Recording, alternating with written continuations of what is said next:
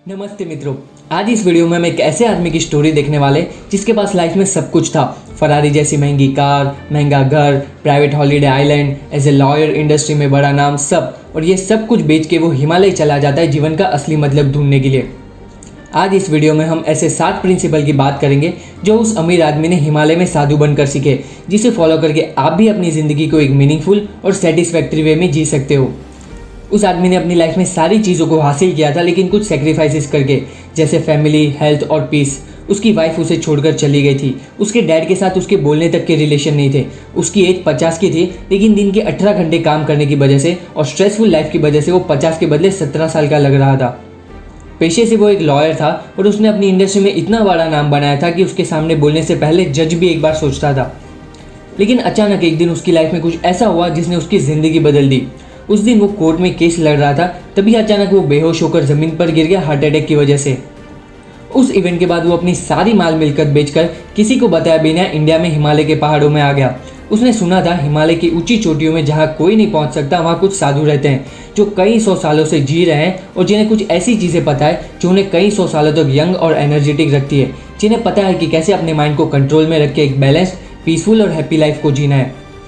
ये पूरी कहानी बेसिकली 3 लोगों के इर्द गिर्द घूमती है। सबसे पहले जूलियन मेंटल, जिसकी हमने अभी बात करी। सेकंड जॉन, जो जूलियन के साथ लॉयर था और उसकी फर्म में काम करता था। और थर्ड कैरेक्टर के बारे में मैं आपको थोड़ा आगे जाके बताऊंगा। जिस दिन जूलियन को हार्ट अटैक आया था, उस दिन डॉक्टर ने उनसे कहा कि इतनी स्ट्रेसफुल लाइफ के साथ अगर तुम और काम करोगे तो तुम्हारा लंबा टिक पाना मुश्किल है। तुम्हें अपनी ज़िंदगी प्यारी है तो तुम्हें ये प्रोफेशन छोड़ना पड़ेगा। उस दिन के बाद जूलियन किसी को कुछ भी बताए बिना वहाँ से चला गया। किसी को कुछ पता नहीं था कि जूलियन कहाँ गया होगा, क्या हुआ होगा, कुछ नहीं। जॉन, जो जूलियन के अंडर काम करता था, वो जूलियन की वर्क एथिक्स और उनकी लॉयर स्किल से काफ़ी इन्फ्लुएंस हुआ था। वो हमेशा सोचता रहता था कि जूलियन कहाँ गया होगा, क्या हुआ होगा। और ऐसे ही 3-4 साल गुजर जाने के बाद अचानक जॉन के ऑफिस में एक यंग एनर्जेटिक आदमी आता है, जिसका फिजिक एक यंग कॉलेज स्टूडेंट जैसा लग रहा था और उसकी आंखों में एक अलग ही चमक थी। जॉन उस आदमी को पहचान नहीं पाया। तब उस आदमी ने उसे कहा, क्यों जॉन, अपने साथी को इतना जल्दी भूल गए? तब जॉन को रियलाइज़ होता है कि वो यंग एनर्जेटिक आदमी कोई और नहीं, जूलियन ही है। जॉन को कुछ मिनटों तक खुद की आंखों पर भरोसा ही नहीं हुआ कि जो आदमी 50 की उम्र में 70 साल का लग रहा था और हार्ट अटैक की वजह से अपना सब कुछ छोड़कर चला गया था, वो एक यंग कॉलेज पास आउट जैसा लग रहा था। उसने जूलियन से पूछा, तुमने क्या प्लास्टिक सर्जरी करवा ली क्या? तब जूलियन हंस के कहता है, जब खुद को अंदर से बदल लोगे तब बाहर से सारी चीज़ें अपने आप बदल जाएंगी। जॉन को कुछ समझ नहीं आया कि जूलियन कहना क्या चाहता है, लेकिन वो जूलियन के ट्रांसफॉर्मेशन से चौंक गया था और वो क्यूरियस था कि कैसे उसने अपने आप को इतना चेंज कर लिया। जूलियन बैठता है और उसे अपनी सारी चीज़ें बताता है। उसने जॉन को कहा, जब उस दिन मुझे हार्ट अटैक आया तब मुझे लगा ये सारी मटेरियलिस्टिक चीज़ें यूजलेस है। मैं दुनिया की सबसे महंगी वाइन अफोर्ड कर सकता हूँ, लेकिन मेरी बॉडी उसको डाइजेस्ट नहीं कर सकती। वो मेरे लिए कुछ काम की नहीं है। मुझे लाइफ का स्पिरिचुअल साइड एक्सपीरियंस करना था और इसीलिए मेरे दिल ने मुझे जो कहा वो मैंने किया और मैंने अपना सब कुछ बेचकर इंडिया चला गया खुद को ढूंढने के लिए।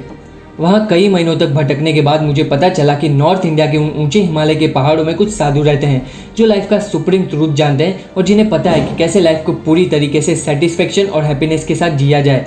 और वही सीखने के लिए मैं हिमालय निकल पड़ा उन साधुओं की खोज में। मैं कई हफ्तों तक हिमालय में भटकता रहा, छोटे से छोटे गाँव में भी रहा और बहुत सिंपल लाइफस्टाइल एक्सपीरियंस की। एज ए मिलियनर मुझे लगता था मैंने लाइफ में सब कुछ देख लिया है, लेकिन जब मैं उन ऊंचे हिमालय के पहाड़ों को चढ़ रहा था तब मुझे लगा मैं किसी अलग ही दुनिया में खो गया हूँ। इतनी खूबसूरत जगह मैंने अपनी लाइफ में कभी नहीं देखी थी। वो सारे नज़ारे मेरी आंखों से होते हुए मेरे दिल में समा गए।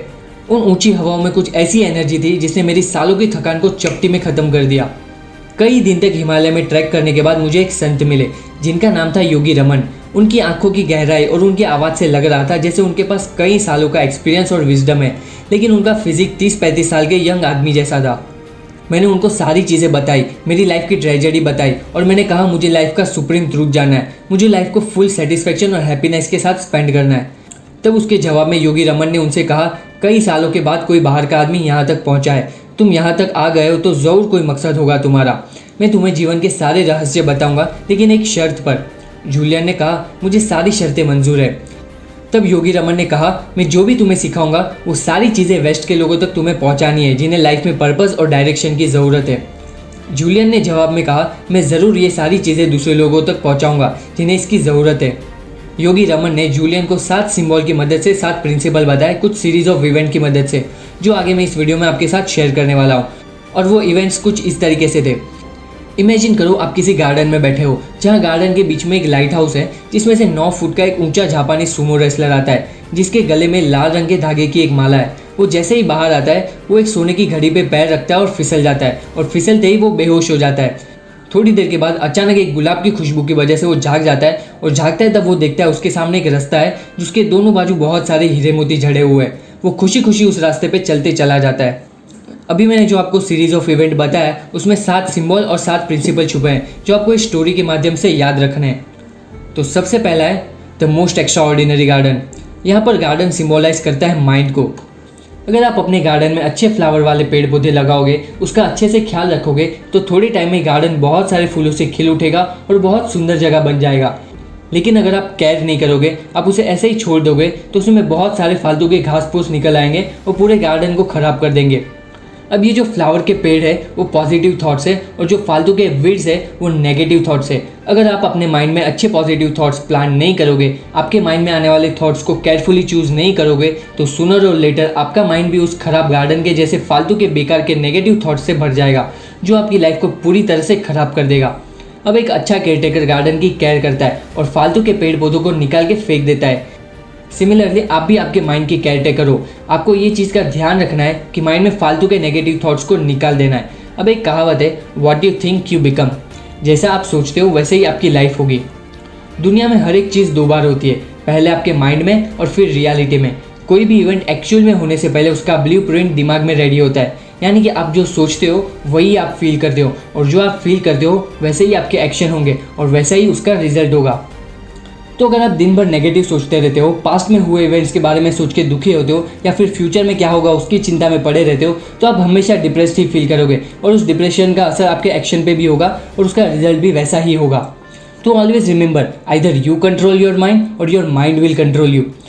तो अब ये बात तो आप समझ गए कि आपको पॉजिटिव सोचना है, नेगेटिव नहीं। बट आप कैसे अपनी थिंकिंग को बदलोगे? हम में से ज़्यादातर लोग बचपन से नेगेटिव थिंकिंग के चक्कर में फंसे हुए, तो उस माइंडसेट को कैसे चेंज करेंगे? हमारा माइंड एक टाइम पे एक ही थॉट को हैंडल कर सकता है, यानी कि at the same time positive और नेगेटिव दोनों थॉट को वो ऑक्यूपाई नहीं कर सकता। यानी कि आपके माइंड में जैसे ही नेगेटिव ख्याल आए उसको तुरंत पॉजिटिव से रिप्लेस कर दो। थोड़े टाइम के बाद आप नोटिस करोगे कि आपके माइंड में नेगेटिव थॉट्स आना ही बंद हो जाएंगे। सेकेंड सिंबल है लाइट हाउस। लाइट हाउस आपको हमेशा ये याद दिलाएगा कि लाइफ में क्लियर, डिफाइंड, पर्पसफुल गोल रखना कितना इंपॉर्टेंट है। You will never be able to hit a target that you can not see. लोग हमेशा बड़े बड़े सपने देखते हैं लेकिन कभी बैठ के कैसे उसको अचीव करेंगे उसके बारे में कभी प्लानिंग नहीं करते। कितने भी बड़े सपने देख लो लेकिन सिर्फ सपने देखने से वो पूरे नहीं होंगे, उस पर काम करना होगा। और उस पर काम करने के लिए सबसे पहला रूल है क्लियरली डिफाइन योर गोल्स। अब मैंने आपको द सीक्रेट बुक की समरी में भी बताया था कि आपको अपने गोल्स को एक पेपर पे लिखना है और उसके बारे में स्पेसिफिक होना है। गोल सेटिंग बहुत ही इंपॉर्टेंट है। अब जब तक अपने गोल्स को आप डिफाइन नहीं करोगे तो उसको अचीव कैसे करोगे? गोल सेटिंग का सबसे बेस्ट तरीका है एक पेपर लो और उस पर लिखो आपको लाइफ में क्या क्या चाहिए और उसको आप कैसे अचीव करोगे और थोड़े थोड़े टाइम पे उसको रिव्यू करते रहो। हम दिन के 60,000 से भी ज़्यादा थॉट्स प्रोड्यूस करते हैं, तो हमारे सबकॉन्शियस माइंड को कैसे पता चलेगा कि इनमें से कौन से इंपॉर्टेंट है और किस पे फोकस करना है? जब हम पेपर पे क्लियरली लिखते हैं तो हमारे सबकॉन्शियस माइंड को एक रेड सिग्नल जाता है कि ये सारी चीज़ें इंपॉर्टेंट है और फिर उस चीज़ को रियलाइज़ करने के लिए आने वाली अपॉर्चुनिटीज़ को वो अच्छे से आइडेंटिफाई कर पाता है एंड एज अ रिजल्ट आप अपने गोल को जल्दी से अचीव कर लेते हो। ये एक साइंटिफिक प्रोसेस है। थर्ड सिंबल है जापानीज सुमो रेसलर। ये जापानीज सुमो रेसलर रिप्रेजेंट करता है एंशिएंट जापानीज टेक्निक जिसका नाम है काइजन। ये काइजन टेक्निक बात करती है कॉन्स्टेंट और नेवर एंडिंग इंप्रूवमेंट के बारे में। अब आप सोच रहे होंगे कि ये काइजन कैसे आपकी लाइफ को इम्प्रूव कर सकता है। अगर आपको सच में आपका आउटर वर्ल्ड चेंज करना है, वो फिर हेल्थ हो या फिर रिलेशनशिप या फिर फाइनेंस, तो आपको सबसे पहले आपके अंदर के वर्ल्ड को चेंज करना होगा और ये करने का सबसे इफेक्टिव वे है सेल्फ इम्प्रूवमेंट। अब बहुत लोग कहते हैं हमारे पास इतना टाइम ही नहीं है कि सारा दिन कामकाज करने के बाद कुछ नया करें, कुछ नया सीखे। फिर ये तो ऐसी बात हो गई कि आप कार चलाने में इतने बिजी हो कि आपके पास पेट्रोल भराने का टाइम नहीं है। अब जितने भी सक्सेसफुल लोगों को देखोगे उनमें एक चीज़ कॉमन मिलेगी, वो लोग हमेशा कुछ ना कुछ नया सीखते रहते हैं, खुद को अपडेट करते रहते हैं। सारे ग्रेट लोग बुक्स पढ़ते हैं जो उन्हें कुछ नया सिखाती है और एक नया नज़रिया भी देती है। तो अगर आप पूरी बुक्स नहीं पढ़ सकते हो तो एटलीस्ट 10 मिनट की बुक समरी देख के तो ज़रूर कुछ नया सीख सकते हो। तो जल्दी से इस चैनल को सब्सक्राइब कर लो हर वीक एक नई बुक समरी के लिए। फोर्थ सिंबल है द रेड बीड्स जो रिप्रेजेंट करता है पावर ऑफ डिसिप्लिन। जैसे एक पतले से धागे में कोई स्ट्रेंथ नहीं होता, लेकिन एक के ऊपर एक रख के जब उसे जोड़ने में आता है तो उसकी स्ट्रेंथ बहुत ज़्यादा बढ़ जाती है। विल पावर और सेल्फ कंट्रोल का भी कुछ ऐसा ही है। जब आप छोटे छोटे स्टेप लेके सेल्फ डिसिप्लिन मेंटेन करते हो तब आप लाइफ चेंजिंग हैबिट्स को डेवलप करते हो। विल पावर और डिसिप्लिन आपको ऐसी चीज़ें करने के लिए स्ट्रेंथ देगा जो कोई और हाईएस्ट लेवल की स्किल्स और नॉलेज के साथ भी शायद ना कर पाए।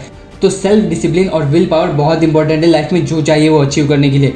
उसके लिए आप 21 रूल को फॉलो कर सकते हो, यानी कि किसी भी आदत को 21 दिन में आप बना या छोड़ सकते हो। तो एटलीस्ट 21 दिन तक आप किसी भी चीज़ को फॉलो करो और सेल्फ डिसिप्लिन डेवलप करने की ट्राई करो। अब फिफ्थ सिंबल है गोल्डन वॉच। आपके हिसाब से दुनिया में सबसे महंगी चीज़ क्या हो सकती है? कोई कार, कोई प्रॉपर्टी या फिर कोई डायमंड हो सकता है। सबसे महंगी चीज़ इस दुनिया में कोई है तो वो है टाइम। ये नॉन रिन्यूएबल रिसोर्सेज है जो एक बार गया तो वापस नहीं आने वाला है, तो उसे इफेक्टिव यूज़ करना बहुत इंपॉर्टेंट है। जो लोग यंग एज से टाइम को इफेक्टिव तरीके से यूज़ करते हैं वो रिच, प्रोडक्टिव और सेटिस्फाइंग लाइफ स्पेंड करते हैं, और जो लोग टाइम को इफेक्टिव यूज़ नहीं करते वो कभी अपने फुल पोटेंशियल तक नहीं पहुंच पाते और अपनी लाइफ में जो डिजर्व करते हैं वो भी अचीव नहीं कर पाते।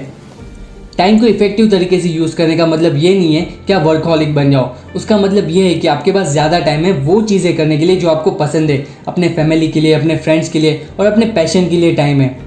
बहुत सारे लोग काम में अपने ड्रीम्स को चेस करने में इतना बिजी हो जाते हैं कि वो भूल जाते हैं कि उनके पेरेंट्स हैं जो उनसे बात करना चाहते हैं, उनकी वाइफ है जो उनके साथ टाइम स्पेंड करना चाहती है, उनके बच्चे हैं जो उनके साथ खेलना चाहते हैं। तो लाइफ में क्या इंपॉर्टेंट है वो डिसाइड करो और ज़्यादा टाइम ऐसी चीज़ें में स्पेंड करो जिसमें आपको सच में मज़ा आता है, जिसमें आपको सच में खुशी मिलती है।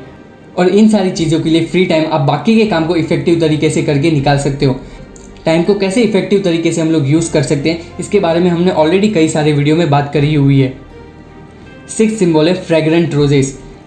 एक चाइनीज प्रोवर्ब है, little bit of fragrance always cling to the hands that gives you roses. आप जब किसी को गुलाब देते हो तो उसकी खुशबू आपके हाथों में भी रह जाती है। आपकी लाइफ की क्वालिटी डिपेंड करती है आपके कंट्रीब्यूशन की क्वालिटी से। मैं दावे के साथ कह सकता हूँ कि ज़्यादातर लोगों को सबसे महंगे रेस्टोरेंट में डिनर करने से ज़्यादा खुशी और सेटिस्फेक्शन किसी गरीब या किसी ज़रूरतमंद को खाना खिला के हुई होगी। तो सिक्स्थ प्रिंसिपल आपको कहता है अपनी लाइफ का कुछ टाइम, कुछ रिसोर्स किसी को हेल्प करने में यूज़ करो। किसी को हेल्प करके या फिर किसी की लाइफ में यूज़फुल होकर आपको जो खुशी और सेटिस्फेक्शन मिलता है वो अलग ही होता है। तो अपनी लाइफ को मीनिंगफुल और सेटिस्फैक्ट्री वे में जीने के लिए एक चीज़ डिसाइड करो, रोज एटलीस्ट एक काम तो ऐसा करोगे जिसकी वजह से किसी का भला हो और कोई और खुश हो। सेवेंथ सिंबल है the path of diamonds. The path of diamonds represent करता है हमारी पूरी लाइफ को।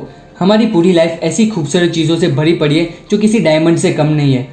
कहने का मतलब ये है कि हमारी लाइफ के रास्ते में अगर हम ध्यान दें तो हमारे आजू बाजू बहुत सारी खुशियाँ हैं, लेकिन हम उन पे फोकस करने की जगह पे रास्ते के एंड पे पड़े एक सोने के पिटारे यानी कि पैसे के पीछे भागते रहते हैं, जो लाइफ के एंड में हमें पता चलता है कि खाली है। आप बहुत ही अच्छी और हैप्पी लाइफ स्पेंड कर सकते हो जब आप समझ जाओगे कि फ्यूचर के पिटारे में क्या है किसी को नहीं पता, लेकिन फिलहाल आप जिस रास्ते पे चल रहे हो वो हीरो मोती से भरा हुआ है, तो उसे इंजॉय करो। बेसिकली कल की चिंता मत करो, प्रेजेंट में जीना सीखो। कल की खुशी के लिए आज की खुशी को सेक्रीफाइस मत करो। हम हमेशा पैसों के पीछे भागते हैं, लेकिन बहुत सारे पैसे होने में और बहुत सारी खुशियाँ होने में बहुत फ़र्क है। आपको ऐसे बहुत अमीर मिल जाएंगे जिनके पास बहुत पैसे हैं लेकिन फिर भी वो खुश नहीं है। So stop chasing materialistic things. If you have enough to survive, 3 good friends and loving family, you don't need anything in this world to be happy. ये थे 7 principal from the book the monk who sold his Ferrari. I hope आपको ये video अच्छा लगा होगा। अगर आपको ये वीडियो अच्छा लगा तो प्लीज़ इस वीडियो को लाइक कीजिए, कमेंट कीजिए, शेयर कीजिए और इस चैनल को सब्सक्राइब कीजिए। आपके लाइक, कमेंट्स और शेयर इस चैनल को ग्रो करने में बहुत हेल्प करेंगे। So thanks for watching and मिलते हैं नेक्स्ट संडे एक नई बुक समरी के साथ। Till then keep reading, keep learning, take care.